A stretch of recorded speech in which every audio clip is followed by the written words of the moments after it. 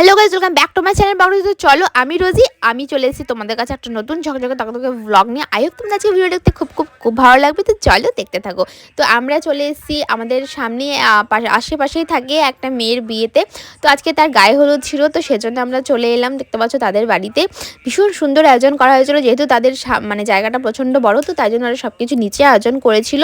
তো নিচটা এত পরিষ্কার করেছিল না কি বল, মানে টেবিল চেয়ারের থেকে নিচে বসে খেতে আমার প্রচণ্ড ভালো লাগলো খেতে, সত্যি করে বলছি। কিন্তু ওরা অতটা হাইফাই নয়, তো যতটুকু অ্যারেঞ্জমেন্ট করেছে ভীষণ ভালো করেছে, আর সত্যি খুব সুন্দর খাইয়েছিল। মেনুতে ছিল শাক, ডাল, ভাত, মাছের কালিয়া, তারপর হচ্ছে মিষ্টি, পাঁপড়, দই, চাটনি, সব কিছুই ছিল। তো যাই হোক, খাওয়াটা তো দারুণ জমে ক্ষীর হয়ে গেছিলো। তারপরে আমরা সন্ধ্যাবেলায় বিয়ে বাড়ি চলে এলাম। তো দেখতে পাচ্ছ এখানে ডিজের আয়োজন করা হয়েছিল, আর জায়গাটা খুব সুন্দর করে ডেকোরেশন করেছিল, ভীষণ ভালো লাগছিল। জল সইতেও গিয়েছিল বিকেলবেলা, বাট আমি যেতে পারিনি, ওর শরীরটা ঠিক ছিল না।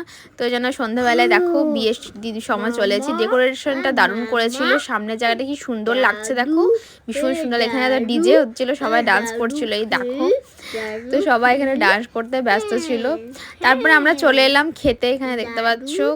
তো চলো আমরা চলে এসেছি খাবার জায়গাতে। দেখতে পাচ্ছ খুব জোর খিদে পেয়ে গেছিলো, তো কেন কি আমাদের সবাই যেতে যেতে মোটামুটি 10টা বেজে গেছিলো, 9:30 10টা। তো প্রচণ্ড জোরে খিদে পেয়ে গেছিলো। এখানে দেখো মা পুচকু সোনা বসেছে, আর এদিকে জায়গা ছিল না বলে এদিকে আমরা বসলাম। এদিকে পুচকু সোনা টাটা করছে, এখানে আমি বললাম ঋষি হাই, তো হাই করছিল।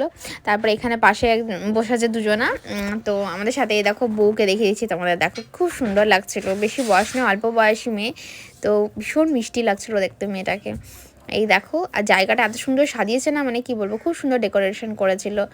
তো তারপরে আমাদের আর কি চলে এলাম গপ গপ করে খেতে, এত খিদে পেয়েছিল মানে কিচ্ছু বলার নেই। পড়ে গেল এখানে পাতায়, দেখতে পাচ্ছ শাক, লাল শাক করেছিল। তারপরে এদিকে দেখো লাইটিং, এদিকেও প্রচণ্ড ভিড় ছিল, অনেক লোকের আয়োজন করা হয়েছিল, প্রচুর নিমন্ত্রণ ছিল, তাই জন্য আমাদের একটু খেতে লেটই হয়েছিল, যেন জায়গা পাচ্ছিলাম না। তারপরে এখানে করেছিল দেখো কচুরি করেছিল, মানে ডালের কচুরি না কিসের কচুরি করেছিল, সবজি দেয়া।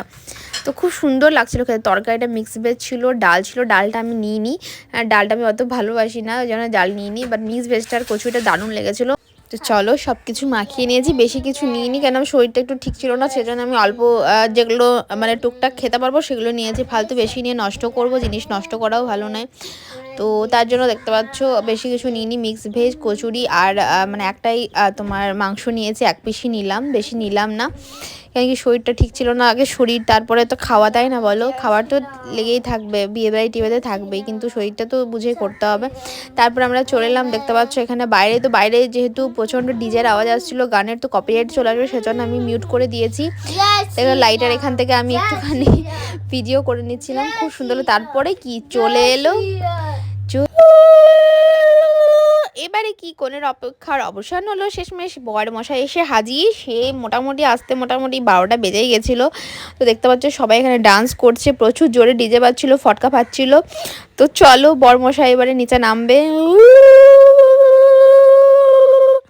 যাই হোক, এবারে তো বিয়ে হবে, তো বিয়েটা তোমাদের পরের ব্লগে দেখাবো। আর পুচকু সোনাকে দেখো ডিজেতে না নেচে এখানে আছে। তো আজকে আমাদের একটু টাটা।